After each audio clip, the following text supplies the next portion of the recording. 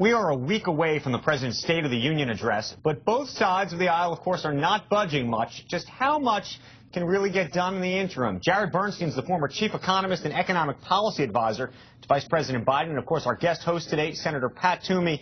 And Jared, I will start with you. The big question, what can actually get done? What will we hear next week?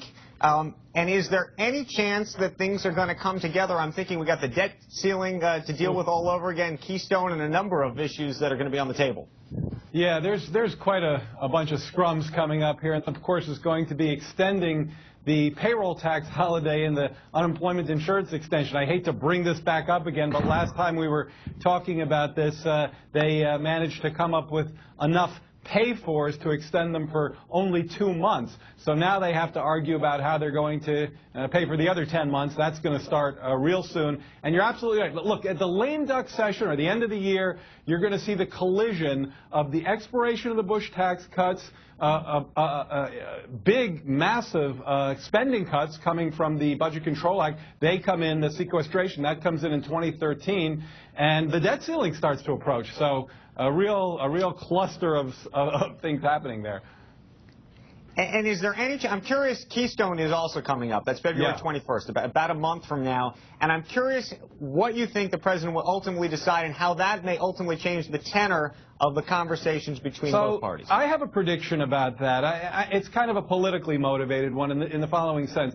I don't think the administration wants to have a big argument about Keystone in February. I think the administration is hitting very hard and very successfully on this idea of whom they're fighting for, the middle class versus the Republicans fighting for the wealthy. And to have a discussion about Keystone, so it's just not consistent with that. So I have a feeling that the president, he doesn't want to be jammed into this decision, but he may just want to go with it in order to get it off the table.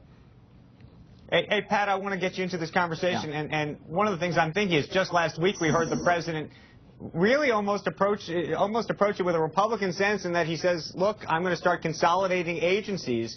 Do any of these steps that he may take or not, whether it's Keystone or that, signal that he's trying to put his hand across the aisle in any way or no? I don't think so. I mean, I hope so. I hope I'm wrong. You know, I served on the super committee and was very frustrated throughout the entire process, not least by the fact that the president, frankly, actively made our job more difficult, threatening a veto if we touched entitlements and insisting that we lob on another $500 billion of savings when the initial job of finding $1.2 trillion was going to be tough enough. So I don't see any evidence yet that the president really does want to work constructively with us. What he wants to do is run against a do-nothing Congress, despite the fact that his party controls half of Congress. I hope I'm wrong, and I hope the president changes his mind. Actually, I think it'd be good for him politically if he did. I think it'd help him gain back some support that he's lost among independents and swing voters if he were cooperative with those of us in Congress.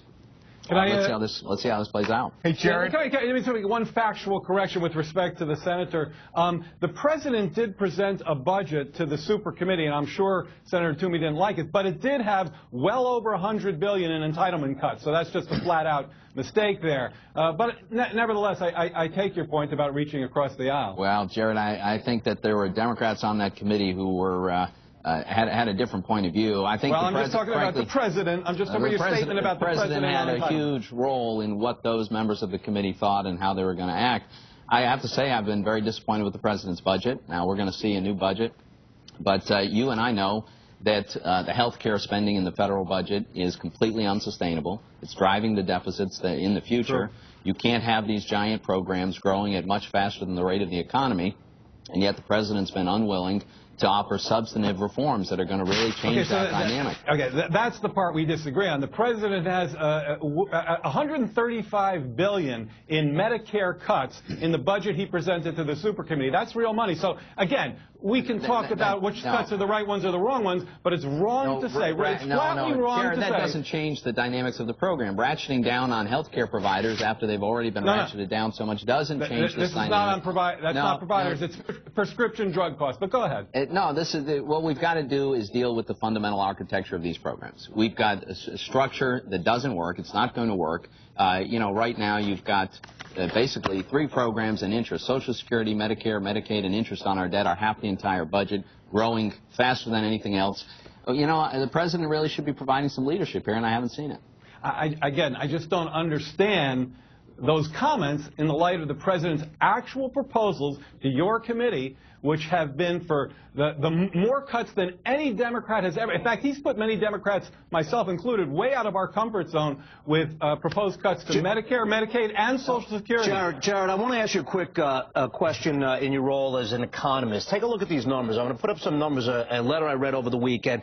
These are the profits earned by the Fed since 2006, given the easy money policies. If you could take a look, the Fed earned $77 billion in 2011, which represented something like 4.5% of all U.S. corporate profits.